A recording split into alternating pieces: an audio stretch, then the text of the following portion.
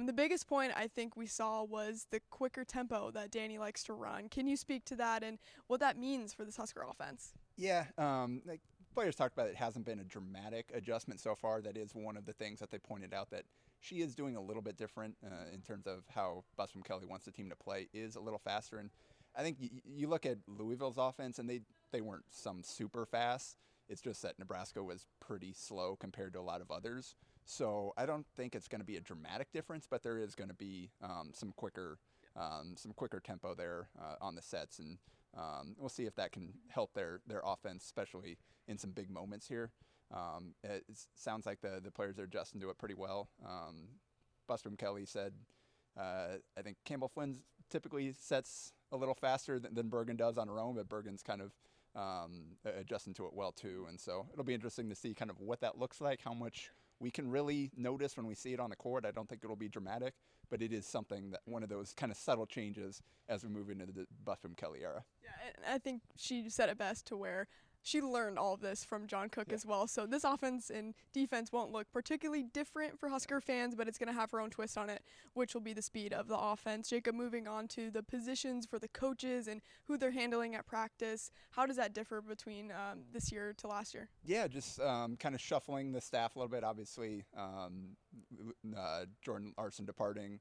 They're still kind of working out how exactly she wants it to work. Busby Kelly said she wants everybody working with everybody, but it does feel it's important that they have their specific coaches that they report to for getting up, setting up meeting times, and for figuring out the video they need to watch and things like that. They know exactly who they need to go to, who they're going to hear from consistently, while they still hear from all the members of the staff. But we're seeing Busby Kelly herself is taking on the setter coaching role, so working directly with the setters, and obviously she's got setting and libero experience herself as a player here at Nebraska. So it's understandable that she would want to be really hands-on with that position. And Kelly Hunter is still in those meetings, still offering her advice and making sure she's helping establish Busby Kelly's vision for how the position needs to work. But she's not necessarily the sole one in charge of everything now. Jalen Reyes working more with the pins and not as much full-time with the middles like he has in the past. So we're just seeing them kind of move around a little bit, and it's a little bit of an adjustment, but because the players have been used to hearing from the same people over and over again, and that's not necessarily a bad thing. It can really be beneficial to hear from some new voices throughout your career. Yeah, lastly, I want to bring up just the amount of opportunity for this team. You got 2 spring matches, 2 exhibitions, and chances for some of the younger players to really hone in on their craft and just kind of see what they have coming into this fall. And this will be, they'll actually get 3 full, actually scrimmages against another opponent, because they did bring in another team for a private scrimmage recently. So this team will get 3 kind of dress rehearsals type matches in the spring. One at home in front of fans, one at home with nobody there, and then one out in Ord. So you got different environments for the players to experience, so that Busby Kelly can kind of learn how players handle things. One thing she mentioned is they mixed up their lineups in that close scrimmage, and there really wasn't drop-off. They put in different lineups, and everybody performed well no matter who was out there.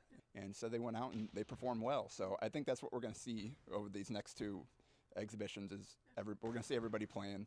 They're going to mix up the lineups. They're going to give, especially with the libero position, everybody's going to get a chance. Busby Kelly mentioned forward players with very different personality skill sets there, but all competing at a high level to succeed Lexi Rodriguez at that spot. Yeah. And if you aren't aware, the NCAA does now allow 2 liberos to dress per match, but Danny Busby Kelly isn't necessarily a fan of that. She said she'd try it perhaps, but she wants to stick with 1 libero this season. Yeah, similar to Cook, kind of same mindset where, yeah, you look at it, but if you got someone that that excels in that position, you want the consistency of having the same person, the same voice. Everybody knows what to expect out of that position. So, yeah, it's even within these matches, she said maybe it's not something outside of the normal rotation that they'll consider it, but it's probably not something that we're going to see Nebraska do.